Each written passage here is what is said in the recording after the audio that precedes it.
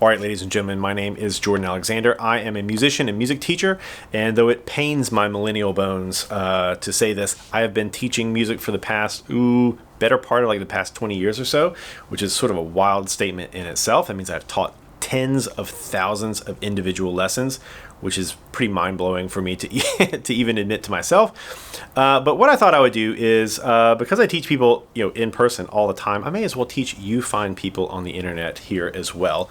Why not? So let's have a chat here today about what I think is a way to reframe some of your practice. The idea being that most of the practice that people get done is rather dysfunctional. Like if you're browsing this video and you came across this video on how to practice, well, chances are you're like, man, practice, that's sort of a pain in the buns to do.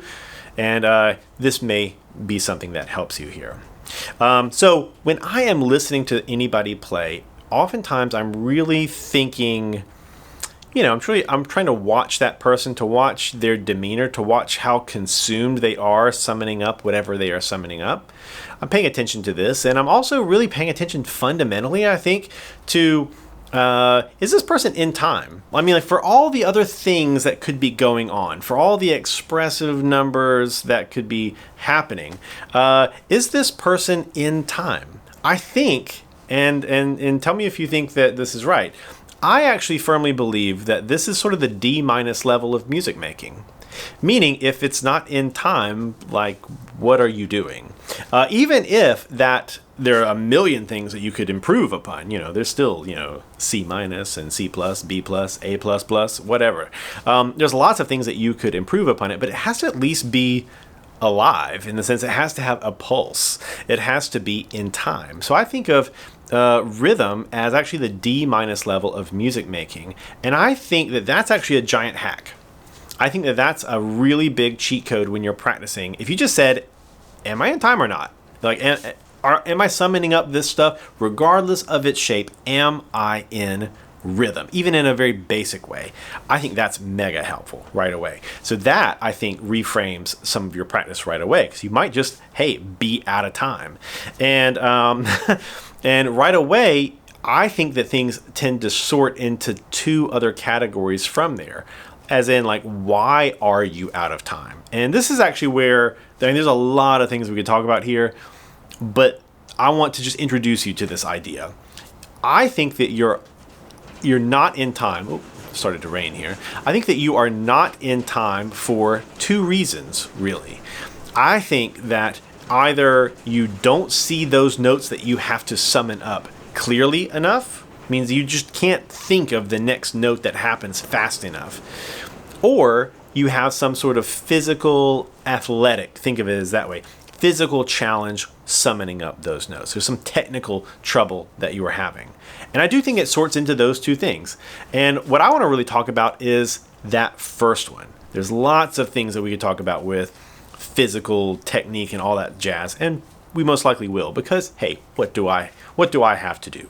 But let's talk about that first one, because I think that one's the most interesting one.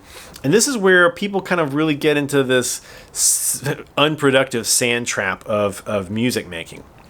People are repeating something again and again and again and again and again. So the first thing I want to say is that oftentimes when people are playing, especially on the piano, they are reading that music again and again and again and again. That we all have seen this type of student. We have been this type of student at some point.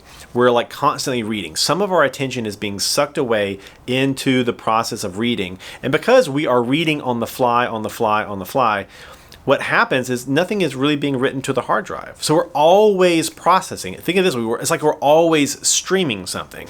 Hit download, my friend. You could actually have that music up here and it would load much, much quicker. Get rid of these load times, please. So just think to yourself, am I out of rhythm because I don't know what happens next? Okay, am I always reading? If I'm always reading, do I actually know what's there? And you can do one of my favorite things, which is just close the score. Close it. And you will encounter this moment right away where you're like, I have no earthly idea what is next. And that is one of my favorite things in music practice, actually. This idea that memory really starts when that thing is gone. I hate to say that, but that is very true. When something is gone, you go, gosh, what was there?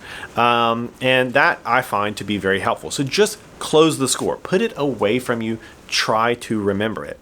And that's where we get to this thing of, that a lot of practice is really just observation here. Practice is observation. And I say you see a thing as clearly as you have lined up a sufficient amount of observation. Meaningful, varied observation will make something clear in your mind.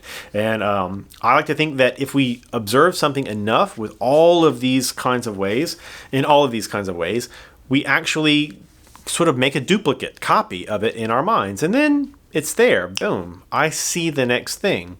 And in some way, that is a form of technique, just seeing that next thing in time quickly.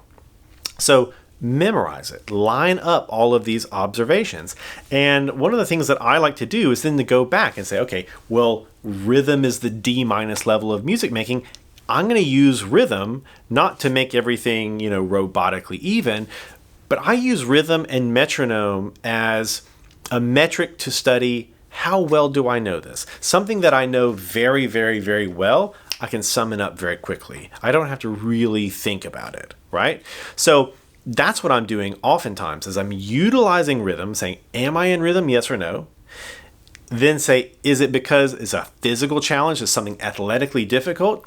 Or is it because I just simply don't have a duplicate copy of this piece? I don't have a good memory of this piece.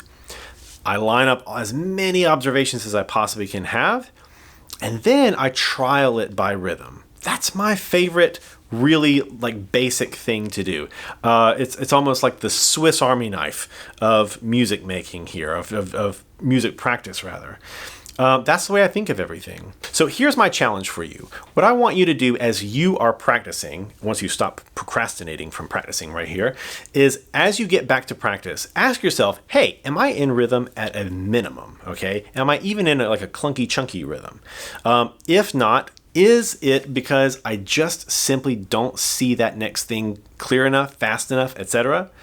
Or is it because it's a physical challenge for me to do it? Now, setting that aside, there's a lot to get in there. Just ask yourself, okay, have I observed this piece? What is the chord? What is the bass line? What is the melody? What is the function of these chords? What's the effect of these chords?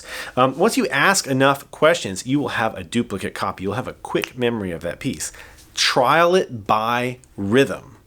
If you can trial it by rhythm, does it work? And then you can get on to some other things. And I think even if you are in lessons, your teacher can sort out a lot of things to help you speed up from there. But that's that basic level of music making, and this idea might frame your practice. So hopefully that has been helpful to some of you fine people of the internet. If you like what you have heard here, please, what do they say? Like, subscribe, plant the flag in the moon sand. You're one of the first people here. And of course, if what I have said has been of any help to you, let me know down below, and I'll catch you in the next one. Have a good one.